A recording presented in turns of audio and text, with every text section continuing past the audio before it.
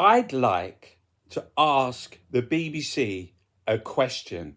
Israel, the #1 child killers in the world. I'd like to ask the BBC a question. You only target journalists when enemy is the truth.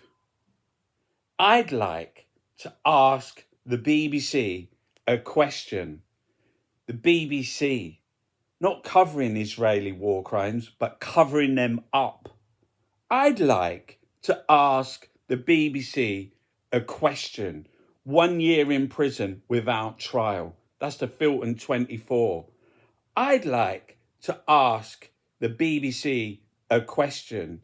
So when you go to the BBC News, when you scroll down and see what's on it, there's a thing about Palestine action. And I've read the entire thing. It's extensive. Tells you all about the prescription, about the arrest, about the possibility of 14 years. I'd like to ask the BBC a question. And this is my question.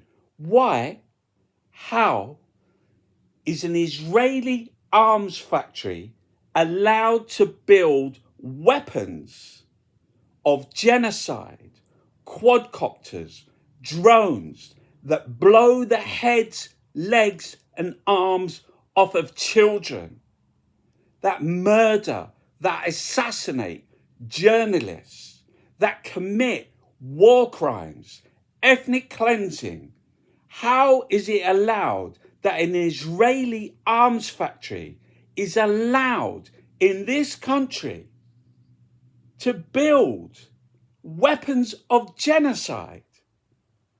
That everywhere in international law, never mind about an arms embargo, Keir Starmer, Yvette Cooper, they are protecting the Israeli arms factory by arresting, by prescribing Palestine. The only people that went with sledgehammers and paint to smash up the weapons of genocide are now in jail. So I'd like to ask the BBC a question. I'd like to ask the BBC a question. Why, how is an Israeli arms factory allowed in this country to build weapons of genocide? I'd like to ask the BBC a question.